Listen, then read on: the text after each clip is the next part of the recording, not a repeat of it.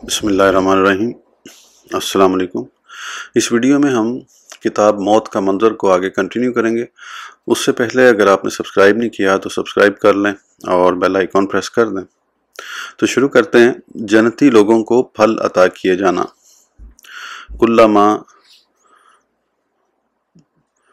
कुल्लमा रुज़िक़ू मिन्हा मिन समरातिन रिज़्क़न क़ालू हाज़ल्लज़ी रुज़िक़ना मिन क़ब्लु व ऊतू बिही मुतशाबिहा। सूरह बकरा। जब उन्हें इन बागों से कोई फल खाने को दिया जाएगा, सूरत देखकर कहेंगे ये तो वही रिस्क है जो हमें पहले मिला था। यानी जन्नत में जब लोगों को फल दिए जाएंगे तो वो शक्ल में और नाम में दुनिया के फलों की तरह होंगे। तो जन्नती लोग ताज्जुब से ये कहेंगे कि अल्लाह ताला की कितनी अजीम कुदरत है कि उसने हमें यहाँ भी दुनिया के फलों की तरह फल अता कर दिए। लेकिन जन्नती लोगों के गुमान में ये होगा कि शायद जायका और लज़्ज़त में भी उन फलों की तरह ही होंगे, लेकिन हकीकत में वो उनसे बहुत ही ज़्यादा लजीज और मज़ेदार होंगे, जिसकी कैफियत को बयान करना मुमकिन नहीं। हज़रत इब्न अब्बास रज़ियल्लाहु अन्हु फरमाते हैं, जन्नत में दुनिया के खानों का सिर्फ नाम ही होगा, यानी सिर्फ शक्ल और नाम में मुशाबहत होगी, वरना वो बहुत ही उम्दा होंगे। इसी तरह जब जन्नत में दोबारा उनको पहले खाए हुए फलों की ख्वाहिश होगी तो दोबारा जब वो हासिल करेंगे तो कहेंगे ये वही फल है जो हमने अभी पहले खाया था।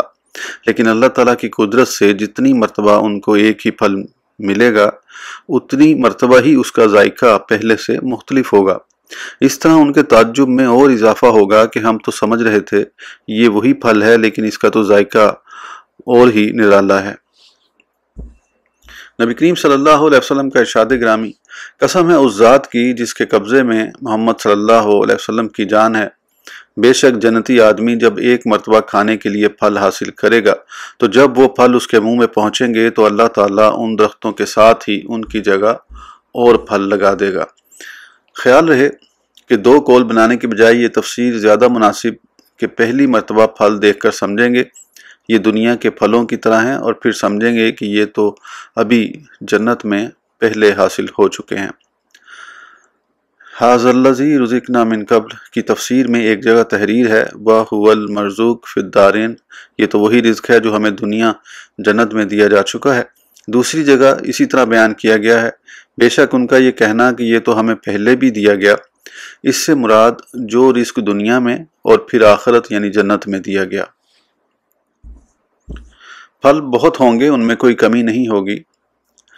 तर्जुमा, उन पर सोने के प्याले और जाम फिराए जाएंगे और उसमें जो जी चाहे और जिससे आंख को लज्जत पहुंचे, और तुम उसमें हमेशा रहोगे। और ये है वो जन्नत जिसके तुम वारिस किए गए यानी मालिक बनाए गए हो। अपने आमाल से तुम्हारे लिए इसमें बहुत मेवे हैं कि उनमें से खाओ। सूरह ज़ुख़रुफ़। यानी दरख्त समरावर फलदार सदाबहार हैं, उनकी ज़ेब व ज़ीनत में फ़र्क नहीं आता। हदीस शरीफ में है कि अगर कोई उनसे एक फल लेगा तो दरख्त में उसकी जगह दो फल नमूदार हो जाएंगे। खालिस लजीज ख्वाहिश के मुताबिक फल दिए जाएंगे। तर्जुमा, बेशक मुत्तकी लोग सायों और चश्मों में हैं और मेवों में जो उनका जी चाहे, हुक्म होगा खाओ पियो दिल भाता। सूरह अल-मुरसलात। हनीअन लजीज खालिस जिसमें ज़रा भी नुक्स का शायबा ना हो, जो दिल में रचे दिल को भाए। अहले जन्नत हर किस्म की आसाइश और नाजो नेमत में आराम करेंगे। उनको उनकी मर्जी व ख्वाहिश के मुताबिक नेमतें अता की जाएंगी। दुनिया की तरह नहीं कि कभी कोई नेमत हासिल करने की तमन्ना हो तो वो मुयस्सर ना हो। ख्याल रहे कि यहाँ मुत्तकीन से मुराद मोमिन लोग हैं। ये नेमतें उन लोगों को हासिल होंगी जो कुफर और क़यामत को झुठलाने से डरते रहे, क्योंकि इस मुकाम पर क़यामत के झुठलाने वालों के अजाब के मद्दे मुकाबिल जिक्र किया गया है। लिहाजा ये नेमतें उन गुनाहगार मोमिनों को भी हासिल रहेंगी जिनको पहले ही अल्लाह ताला अपने फजल से या अंबिया कराम की शफात से जन्नत में दाखिल फरमा देगा। इसी तरह सुलहा शुहदा की शफात से किसी को जन्नत में दाखिल कर दिया जाए, वो गुनाहगार जो जहन्नुम में अपने गुनाहों की सज़ा काट कर जन्नत में दाखिल होंगे, उनको भी जन्नत में तमाम नेमतें हासिल होंगी। जन्नती लोगों के करीब फल खुद ही आएंगे। तर्जुमा, और उस बहिश्ती दरख्तों के साए उन पर झुके होंगे और उसके गुच्छे झुका कर नीचे कर दिए होंगे। सूरह अल-दहर। यानी जन्नती लोग जब भी کسی پھل کی خواہش کریں گے تو ان کو وہی پھل جس کی انہوں نے خواہش کی ہوگی، درخت خود ان کے قریب ہو کر ان کو عطا کر دے گا، اگرچہ تمام پھل ہر وقت قریب ہوں گے۔ کسی کی طلب کے لیے ادھر ادھر بھاگ دوڑ تلاش کرنے کی ضرورت نہیں آئے گی کہ درختوں پر چڑھ کر ان کے پھل کو توڑا جائے، یعنی ان کے پھلوں کو حاصل کرنے والوں کے تابع کر دیا جائے گا۔ کھڑے ہوں، بیٹھے ہوں یا لیٹے ہوں، ہر حال میں بغیر کسی مشقت کے پھل حاصل کر لیں گے۔ ان کے ہاتھ پھلوں سے دور نہیں رہیں گے اور درختوں میں کسی قسم کے کانٹے نہیں ہوں گے جو توڑنے والوں کے لیے رکاوٹ کا سبب بنے۔ پھل اور پرندوں کا گوشت۔ وَفَاكِهَةٍ مِّمَّا يَتَخَيَّرُونَ وَلَحْمِ طَيْرٍ مِّمَّا يَشْتَهُونَ، اور میوے جو پسند کریں اور پرندوں کا گوشت جو چاہیں۔ سورہ واقعہ۔ یعنی ہر قسم کا پھل وہاں میسر ہوگا، انسان جو چاہے گا وہی اعلیٰ اور افضل حالت میں ان کو حاصل ہو جائے گا، اور پرندوں کا گوشت بھی حاصل ہو جائے گا۔ بے شک جنتی انسان جب پرندوں کے گوشت کو خواہش کرے گا تو جنتی پرندے اس کے ہاتھ میں خود بخود بھونے ہوئے آ جائیں گے، لیکن خیال رہے کہ جنت کا تمام نظام دنیا کے نظام سے علیحدہ اور عجیب تر ہے۔ پرندوں کا بھونا ہوا دنیا کے پرندوں کے بھونے ہوئے کی طرح نہیں ہوگا، اور وہ کھائے جانے سے ختم نہیں ہوں گے۔ حضرت میمونہ رضی اللہ عنہ سے مروی ہے، انسان جنت میں جب پرندوں کے گوشت کی خواہش کرے گا تو وہ خود بخود سفید بختی اونٹوں کی طرح اس کے دسترخوان پر آ جائیں گے، اگرچہ بھونے ہوئے ہوں گے لیکن ان کو دھوئیں اور آگ نے چھوا تک نہیں ہوگا۔ یہ اس سے سیر ہو کر کھا لیں گے، پھر وہ اڑ کر دوسرے آدمی کی طرف چلے جائیں جو ان کی خواہش رکھتا ہوگا۔ نیک لوگ باغات میں اور عذاب سے محفوظ۔ ترجمہ: بے شک پرہیزگار باغوں اور چین میں ہیں اور اپنے رب کی عطا پر خوش ہوں گے، اور انہیں ان کے رب نے آگ کے عذاب سے بچا لیا۔ سورۃ طور۔ یعنی نیک لوگوں کو اللہ تعالیٰ اپنے فضل و کرم سے عذاب سے نجات عطا فرمائے گا، کیونکہ انسان کے اعمال میں اتنے عیوب اور کوتاہیاں پائی جاتی ہیں کہ اگر عدل کی بات ہو تو کئی طریقے سے نیک لوگوں کا گرفت میں آنا ہو سکتا ہے، لیکن صرف اللہ تعالیٰ کے فضل سے عذاب سے محفوظ ہوں گے اور باغوں کی سیر کر کے اور نعمتوں کے حصول سے خوش ہوں گے۔ نیک لوگ باغات اور نہروں میں۔ ان المتقین فی جنت و نہر فی مقعد صدق عند ملیک مقتدر۔ سورہ القمر۔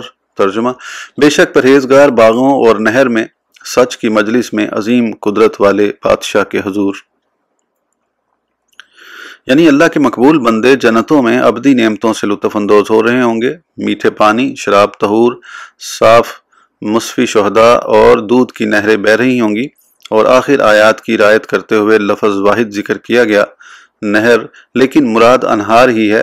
اعلیٰ حضرت رحمۃ اللہ علیہ نے ترجمے میں نہر ذکر کیا ہے، لیکن اس سے مراد بھی ہر نہر ہی ہے، مقصد آپ کا بھی نہریں ہی ہے۔ حضرت امام جعفر صادق رضی اللہ عنہ فرماتے ہیں، یعنی اللہ تعالیٰ نے اس جگہ کو صفت صدق سے موصوف فرمایا ہے، اس لیے کہ وہاں اہل صدق کو ہی بیٹھنے کی جگہ ملے گی۔ روح المعانی، یہ وہ مقام ہے جہاں اللہ تعالیٰ نے اپنے اولیاء کے ساتھ جو وعدے فرمائے ہیں وہ پورے فرمائے گا۔ اس وقت ان عاشقان دلفگار کو اذن عام ہوگا کہ اے عشق میں جلنے والو، اے شوق دیدار میں ماہی بے آب کی طرح عمر بھر تڑپنے والو، محبوب ازل اپنے رخ زیبا سے پردہ اٹھا رہا ہے، آنکھیں اٹھاؤ اور سیر ہو کر شاہد رانا کا دیدار کر لو۔ جنتی لوگ بول و براز وغیرہ سے محفوظ۔ حضرت جابر رضی اللہ عنہ سے مروی ہے، رسول اللہ صلی اللہ علیہ وسلم نے فرمایا، بے شک اہل جنت اس میں یعنی جنت میں کھائیں گے، پئیں گے، انہیں تھوک نہیں آئے گی، پیشاب نہیں آئے گا، پہانہ نہیں آئے گا، ناک نہیں بہے گا، کنکار وغیرہ نہیں آئے گا۔ صحابہ کرام نے عرض کیا، اس کے کھانے کا کیا حال ہوگا؟ آپ نے فرمایا، وہ ڈکار سے ہضم ہوگا اور پسینے سے وہ پسینہ کستوری کی طرح خوشبودار ہوگا۔ تسبیح و تحمید ان کو ایسے الہام کی جائے گی جس طرح سانس الہام کیا جاتا ہے۔ یعنی جنت میں انسان ہر اس چیز سے محفوظ رہے گا جو دنیا میں ناپسندیدہ ہے۔ جب نبی کریم صلی اللہ علیہ وسلم سے عرض کیا کہ وہ کھانا پینا کہاں جائے گا، آپ نے فرمایا، ڈکار اور پسینے سے ختم ہو جائے گا، لیکن وہ ڈکار پسینہ دنیا سے مختلف ہوگا۔ دنیا کا ڈکار ناپسندیدہ ہے، لیکن جنتی ڈکار میں بھی خوشبو اور حسن ہوگا، اور دنیا کا پسینہ بدبودار ہوتا ہے، لیکن جنت کا پسینہ کستوری سے بھی زیادہ خوشبودار ہوگا۔ ظاہر یہی ہے کہ کھانے کی اشیاء ڈکار سے ہضم ہو جائیں گی اور پینے کی پسینے کی شکل میں مترشح ہو کر۔ الہام: انسان کے نفس میں کسی چیز کا القاء کرنا، یعنی مطلب یہ ہے کہ انسان کو جس طرح سانس لینے میں تھکاوٹ اور دشواری نہیں ہوتی، اسی طرح تسبیح و تحمید بھی بغیر تھکاوٹ اور دشواری کے اسے حاصل رہیں گے، بلکہ جس طرح سانس انسان سے کسی وقت مکمل رابطہ توڑتا نہیں، اسی طرح جنت میں انسان سے تسبیح و تحمید کا ذکر کبھی ختم نہیں ہوگا۔ جنتی لوگوں کا لباس اور سونے کے کنگن۔ ترجمہ: جنات عدن بسنے کے باغوں میں داخل ہوں گے، ان میں سونے کے کنگن اور موتی پہنائے جائیں گے، اور وہاں ان کا لباس ریشمی ہے، اور کہیں گے سب خوبیاں اللہ کو جس نے ہمارا غم دور کیا، بے شک ہمارا رب بخشنے والا قدر فرمانے والا ہے، وہ جس نے ہمیں آرام کی جگہ اتارا اپنے فضل سے، ہمیں اس میں نہ کوئی تکلیف پہنچے نہ ہمیں اس میں کوئی تھکان لاحق ہو۔ سورہ فاطر۔ حضرت ابو سعید خدری رضی اللہ عنہ سے مروی ہے کہ رسول اللہ صلی اللہ علیہ وسلم نے اس آیت کریمہ کی تلاوت کرنے کے بعد فرمایا: بے شک ان جنتیوں کو تاج پہنائے جائیں گے جن کا ادنا سب سے کم درجہ موتی اتنا چمک رکھتا ہوگا کہ وہ مشرق و مغرب کے درمیان تمام جگہ کو روشن کر دے، اور اسی طرح کنگن سونے اور موتی سے بنائے جائیں گے۔ سونے کے کنگنوں پر موتیوں کا جڑاؤ ہوگا، جیسے کئی پتھری ہیروں کے جڑاؤ سے سونے کو مزین کیا جاتا ہے۔ جنتیوں کا لباس خالص ریشم کا ہوگا۔ جنتی لوگوں کے سبز کپڑے۔ ترجمہ: وہ اس میں سونے کے کنگن پہنائے جائیں گے اور سبز کپڑے، کریپ اور قطادیس پہنیں گے۔ سورہ الکہف۔ جنت میں لوگ شان و شوکت سے ہوں گے۔ جنت کا ہر نظام دنیا کے نظام سے بلند تر ہوگا، اس لیے وہاں کا سونا، چاندی اور موتی صرف نام کے لحاظ پر دنیا کے سونے، چاندی اور موتیوں سے مشابہت ہوگی، ورنہ ان کی حقیقت کو اللہ تعالیٰ ہی بہتر جانتا ہے، کیونکہ جب کم از کم درجے کا موتی مشرق و مغرب کے درمیان کو روشن کر سکتا ہے تو اللہ کا مقام کیا ہوگا۔ ہر جنتی کو 3 کنگن پہنائے جائیں گے، سونے اور چاندی اور موتیوں کے۔ حدیث صحیح میں ہے کہ وضو کا پانی جہاں جہاں پہنچتا ہے وہ تمام اعضاء بہشتی زیوروں سے آراستہ کیے جائیں گے۔ سندس، ریشمی کپڑا لیکن ذرا موٹا، اسی طرح سونے کی تاریں جس کپڑے میں استعمال ہوں اسے بھی استبرق کہا گیا ہے۔ ریشمی موٹے کپڑے کو کریب بھی کہا جاتا ہے۔ کپڑوں کا سبز رنگ اس طرح روشن چمکدار ہوگا جو نظر کو پسند آئے گا، بلکہ نظر کی روشنی کی زیادتی کا سبب ہوگا۔ جنتی شخص کو ایک وقت میں 70 کپڑے دیے جائیں گے، ایک گھڑی میں وہ لباس تبدیل کرتا رہے گا، جو اسے پسند ہوگا وہ پہنے گا۔ جنتی لوگ تختوں پر تکیے لگائے ہوں گے۔ ترجمہ: وہاں تختوں پر تکیے لگائے ہوں گے، کیا ہی اچھا ثواب، اور جنت کیا ہی اچھی آرام کی جگہ۔ سورہ الکہف۔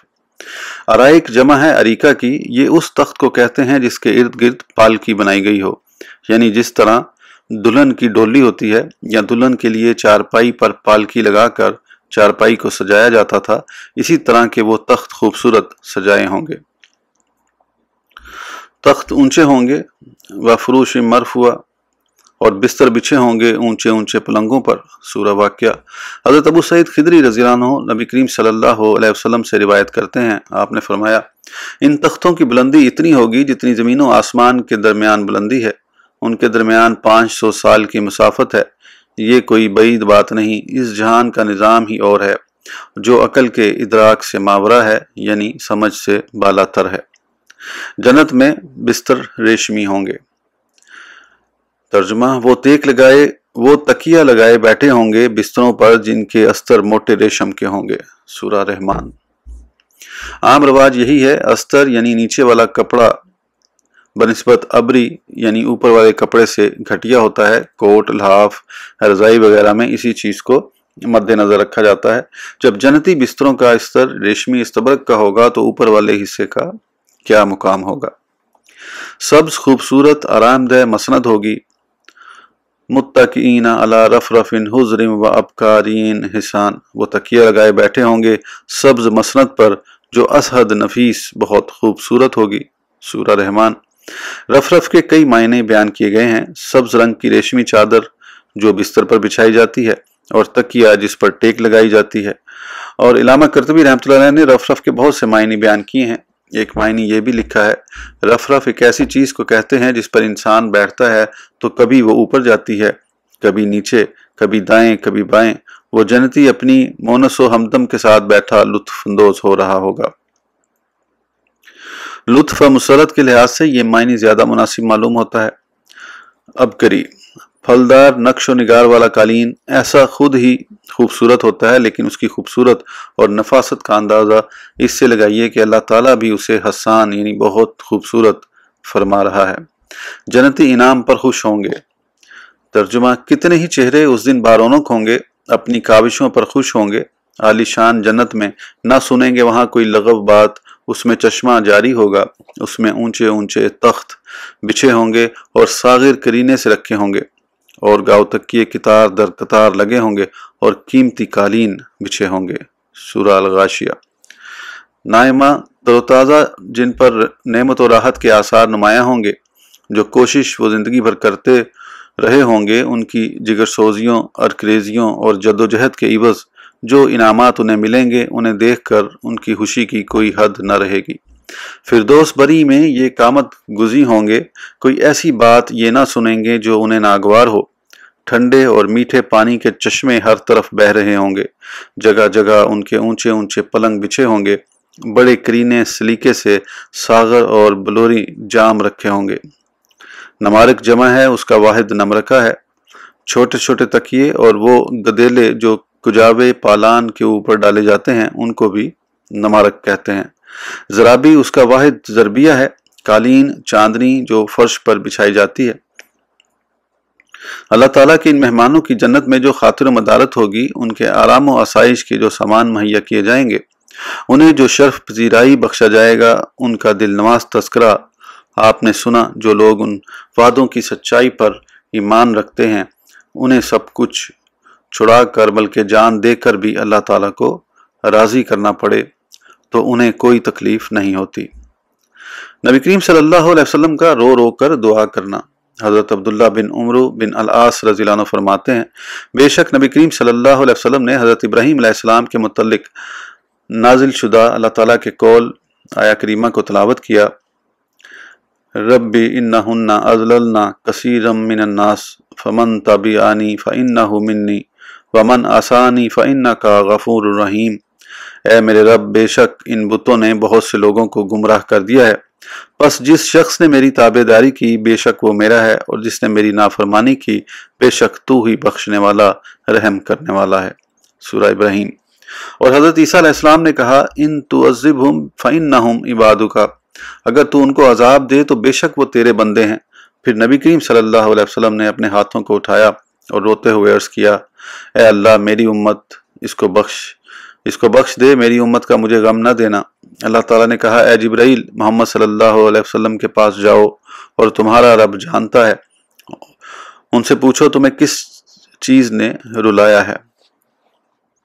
जिब्राइल अलैहिस्सलाम आपके पास हाजिर हुए। आपने सवाल किया, रसूलुल्लाह सल्लल्लाहु अलैहि वसल्लम ने जो अर्ज किया था, अल्लाहुम्मा उम्मती उम्मती, उसके मुतालिक खबर दी। रब ताला ने फरमाया, ए जिब्राइल, मोहम्मद सल्लल्लाहु अलैहि वसल्लम से जाकर कहो, हम तुम्हें उम्मत के बारे में राजी करेंगे, कोई गम नहीं पहुंचाएंगे। हदीस पाक से हासिल होने वाले फ़वाइद। इलामा नूवी रहमतुल्लाह फरमाते हैं, इस हदीस पाक से ये फ़वाइद हासिल हुए। नबी करीम सल्लल्लाहु अलैहि वसल्लम को अपनी उम्मत पर कामिल शफ़क़त हासिल है। आप अपनी उम्मत की बेहतरी और उनके तमाम भलाई के अमूर का एहतमाम फरमाते हैं। अल्लाह ताला की तरफ से उम्मत को राज़ी करने और उम्मत का गम ना पहुँचाने का आपसे वादा फरमाना, यह आपकी उम्मत के लिए बहुत बड़ी बशारत है। अल्लाह ताला के हुजूर बनिस्बत बाकी अंबिया किराम हुजूर सल्लल्लाहु अलैहि वसल्लम का अजीम मर्तबा है। जिब्रील अमीन को आपके पास भेज कर सवाल करने में भी यही हिकमत है कि आपके मर्तबे को वाज़े करना मकसूद था कि तमाम को आपकी फजीलत बरतरी का इल्म हो जाए। और फ़ायदा ये हासिल हुआ कि बाकी अंबिया किराम ने गुनाहगारों को रब के सुपुर्द कर दिया कि अल्लाह वो तेरे हैं, तू ही उनसे अपनी मर्जी के मुताबिक सलूक फरमा। लेकिन نبی کریم صلی اللہ علیہ وسلم نے عرض کیا اے اللہ ہیں تو گناہگار لیکن جب میرے امتی ہیں تو وہ میرے ہی ہیں، ان پر رحم فرما۔